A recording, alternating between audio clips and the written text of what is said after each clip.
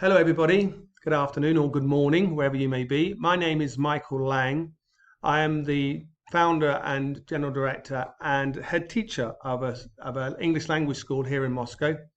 I'd like to say thank you very much to everybody for finding the time to attend this mission from the DTI. And of course, thanks to the DTI for putting it together and asking me to talk about our experience as a school here in Russia. I've been asked to cover 5 areas. So first of all, talk about the school and who we are to give you some sort of context, and then to put that context in another context about how we work as within the regulatory and financial environment here in Moscow. Then I'd want to talk about the transition this year where we were face-to-face in classroom schools and we moved to exclusively being online from March of this year, how we deliver that digital edtech process, and also finally our connection with our consumers and how we interact with them. At the end of that'll take about 10 minutes. Then you can ask me some questions if there are any. So no more further ado, let's crack on. So first of all, I want to talk about our school and the profile of the school. So we were established in March 2010. We are a fully licensed independent school teaching 350 students, 90% of whom are children every year. However, we do have some adults, and when we first set up the school, we were indeed adult based. We've got 2 locations. We have one in the center of Moscow, not far from the Kremlin, and the second one is President's School, which is out here to the west of Moscow, where I'm currently doing the presentation from. A prestigious school, very wealthy, and we were headhunted to be here 5 years ago. We have 3 core competencies that we set up from day one. We have only small class sizes, a maximum of 6 students. We also do individual and, of course, pair work. We have only fully qualified native speaking English teachers, and they normally come with a degree plus obviously a TEFL or a CELTA or a TESOL qualification. And finally, since day one, we've used latest technology, smart boards, internet, and authentic materials, which actually has been a boon for us moving to the digital landscape, which I'll talk about later.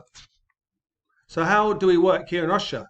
Well, first of all, the regulatory and financial landscape. If you want to be a school here in Russia or anything to do with education, then you need some form of license from the local city government's education committee, and we are indeed licensed by the Moscow city government. It takes 6 months to receive the license. That's probably what it took us when we first opened in 2010 to get all the paperwork together and wait for a decision. But there's no run-out date, so we can be a school forever as long as we meet our 5 yearly checks. We've just passed this one this year, and we're continuing to teach, so we're very happy about that. Let's talk about the finances now, of course, because without money, you can't really run a school and provide your services that you want to do to your students. So there's no VAT here in Russia if you use the simplified tax system, which means if you have a turnover of less than 150 million rubles, which is 1.5 million pounds per annum, you can use the simplified tax system, which means there's no VAT. But you do have a tax to pay. We've got to pay 1% tax of turnover or 15% tax of profit, whichever is greater. You also have to pay a 13% income tax for your employees, and also there's 20% social costs if you're a school. If you're another business, then it's 30% without a ceiling. So you can, after you reach a certain amount of rubles, you then pay it 10%. Our teachers, they're not subject to FMS quotas. Most other industries here in Russia have a quota system for foreigners coming to work here. Teachers are not subject to that. However, they do need a work permit and they need to be qualified. And our Russian employees, of course, who work with us are fully protected by Russian employment law. Let's now talk about the challenges of this year and how we managed to work with the transition to distance learning. Well, it came about again in March 2020. And we were literally 1 week into our anniversary when the order came from Moscow city government that everybody had to move to distance learning. And this is what we did. We all decanted to our apartments and started working online. But we managed to do it within 10 days and set everybody up. The reason being was that, first of all, because we had that technology in the classroom that I referred to at the beginning, meant that most of our teachers and our students were used to working with technology. So that was quite an easy move for us.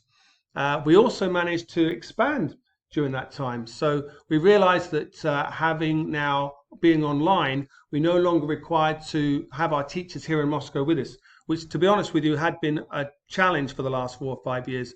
The sanctions, the lack of improvement in the economy here in Russia, and also the bad press that Russia received has meant that not many teachers now consider Russia as a destination to teach. So we were struggling with that, but actual fact, we've managed to now recruit new teachers, mainly from South Africa, which we find are a great source of very well-trained teachers who speak very good English. It meant that the school has managed to continue pursuing its success, and we're now 33 hours a week. We've got plenty of capacity to increase though, and we're looking not just in classes but also to improve our CLIL approach, which is combined language integrated learning. So we can combine a skill, for example, marketing or mathematics or history in English, and teach two subjects and get 2 bites of the cherry at once.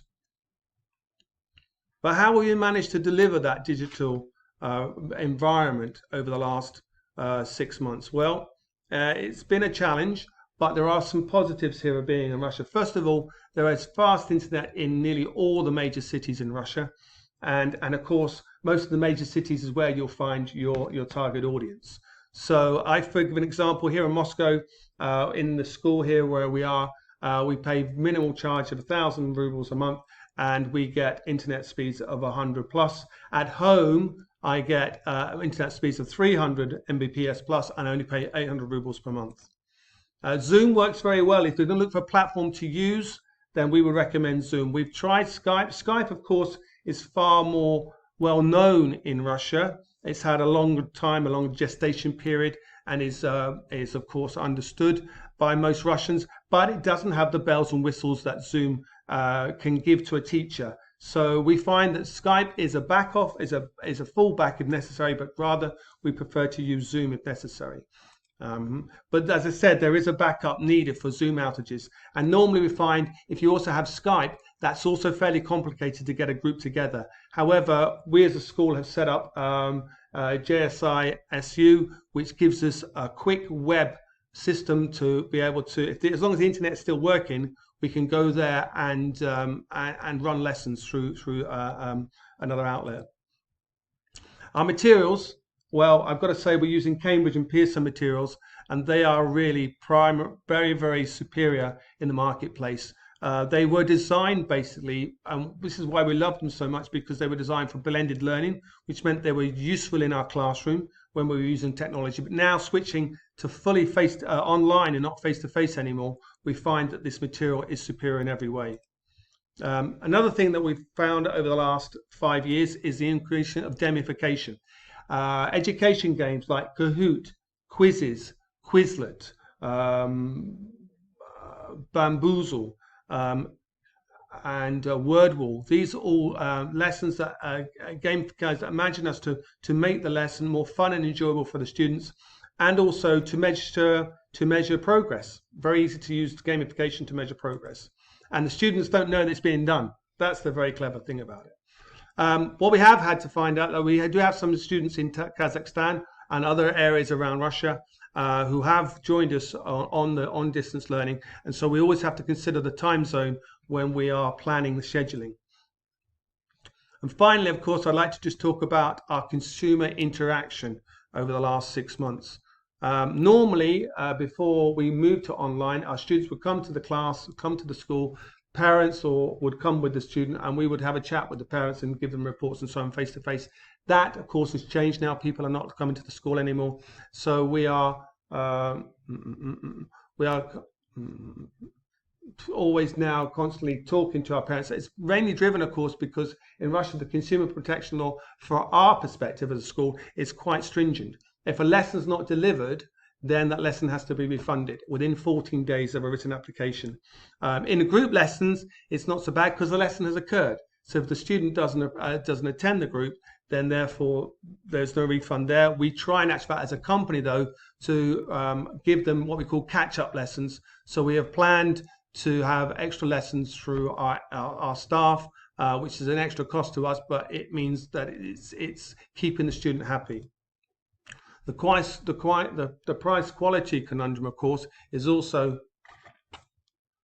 pretty demanding in Russia. We found in the last 6 months that there's been a lot of offers on the internet, free lessons and so on for students to join and come online, and that's had a knock-on effect on the price structure of many companies. For example, I know that the British Embassy did a survey, and Anya from the British Embassy gave this a couple of weeks ago, that although the number of students managed to maintain itself over the summer, income didn't go up. In fact, income levels fell because people wanted free lessons. So there's always this price, but against quality, of course, will always win out, in my opinion, because language acquisition is not a fast-moving consumer good. You can't buy at one school one day, go to another school the next, and get the same. If you want to keep on improving, you've got to have a base to work from. And I think the quality will win out in the end, as long as you can deliver quality lessons and a quality service, which is why we have continued reporting back to parents, and that drives the trust in the school and keeps the students with us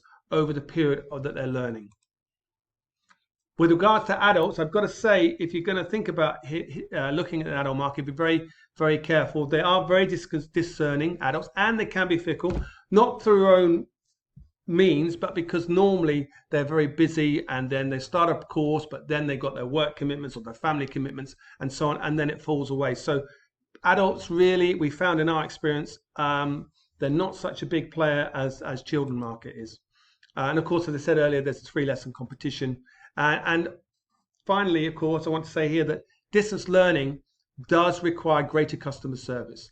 You can't do it. With the school, they used to come, go into the classroom, parents would wait outside, have a quick chat with the reception, and that would be done. Now, when we have a lesson, we've got to be on the phones. The internet may have gone down, child may be late. We can't see that. So consequently, our consumer team is on the phones trying to find out what's going on in order to get a lesson underway. So we are finding it is meeting greater demand for customer services.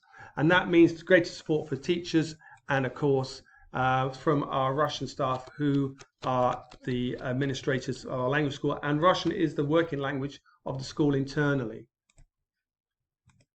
So that's really what I can talk to you about. I've gone over time as it is, so I've got about 3 minutes to answer any questions. So are there any questions out there that you'd like to put to me that I can answer now? If not, then I can sort of take your questions away and come back to you. And you can also get a hold of me at any time if you want to. I'm available. Here's our details here. You can send me an email at info@english.ru if you have any questions or queries, or contact me.